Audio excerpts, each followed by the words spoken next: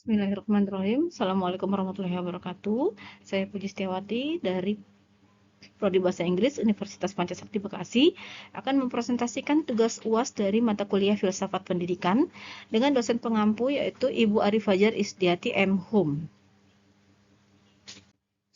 Tugas UAS kali ini adalah menjawab dari pertanyaan-pertanyaan dari Ibu dosen pengampu. Pertanyaan yang pertama yaitu mengapa filsafat dikatakan sebagai induk dari ilmu pengetahuan? Yang kedua, apa yang dimaksud dengan landasan filsafat filosofis pendidikan? 3. Rumuskan tujuan pendidikan menurut filsafat idealisme. 4. Kemukakan salah satu peran pendidik menurut filsafat realisme. Yang kelima yaitu filsafat dan pendidikan memiliki hubungan yang sangat erat, sebab pendidikan pada hakikatnya merupakan proses pewarisan ilmu nilai-nilai filsafat yang dikembangkan untuk memenuhi kebutuhan hidup dan kehidupan yang lebih baik dan sempurna dari keadaan sebelumnya. Deskripsikan makna filsafat pendidikan menurut Ki Hajar Dewantara, John Dewey, dan Confucius. Saya mencoba menjawab pertanyaan dari yang pertama, yaitu mengapa filsafat dikatakan sebagai induk dari ilmu pengetahuan.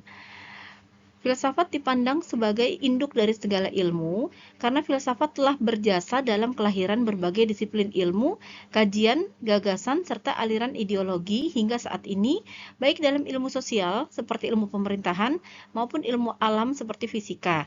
Juga dikatakan demikian karena filsafat sendiri memiliki arti segala ilmu pengetahuan yang dimiliki manusia, di mana filsafat dibagi menjadi dua bagian, yakni filsafat teoritis dan filsafat praktis.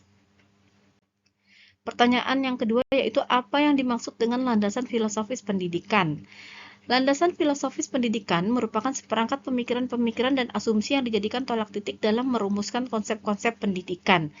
Dalam filsafat pendidikan, terdapat 3 pakem yang mendasari ilmu ini, di antaranya ontologi pendidikan, epistemologi pendidikan, dan aksiologi pendidikan. Ketiga hal ini wajib ada dalam filsafat pendidikan, dan setiap calon tenaga pendidik harus mengetahui maksud dari ketiga hal tersebut. Pertanyaan ketiga yaitu rumuskan tujuan pendidikan menurut filsafat idealisme.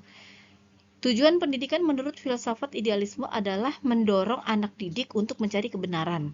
Mencari kebenaran dan hidup dalam kebenaran tersebut berarti bahwa individu-individu pertama kali harus mengetahui kebenaran tersebut.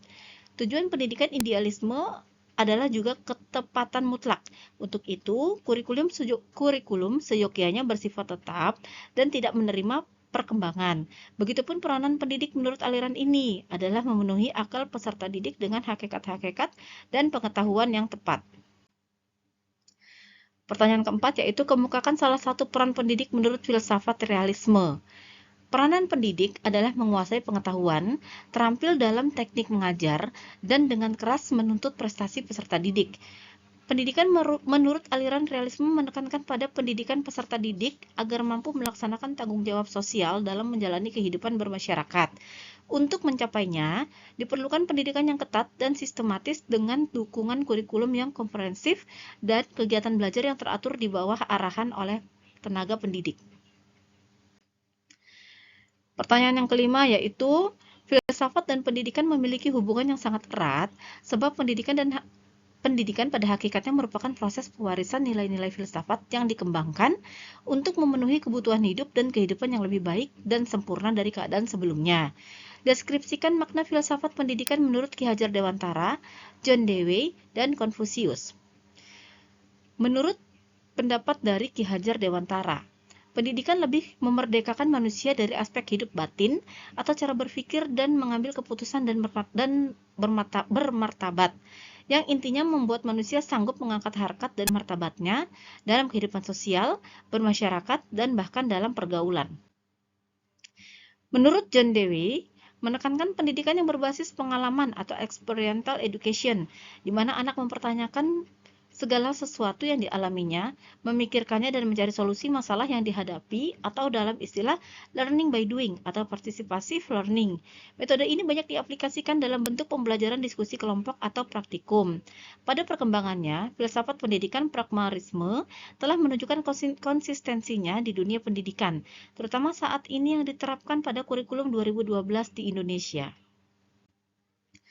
Menurut Konfusius, menurut Konfusius, tujuan pendidikan untuk menjadikan orang-orang yang memiliki intelektual yang tinggi dengan tetap memiliki ren, yaitu sikap untuk mengasihi sesama dengan membantu orang lain untuk berkembang, khususnya dalam bidang pendidikan. Dan lebih dari itu, kelak menjadi pemimpin yang handal dan bijaksana agar negara menjadi berkembang dan sejahtera. Oke, terima kasih. Demikian penjelasan dari saya. Kurang lebihnya mohon maaf. Wabillahi taufiq wal hidayah. Wassalamualaikum warahmatullahi wabarakatuh.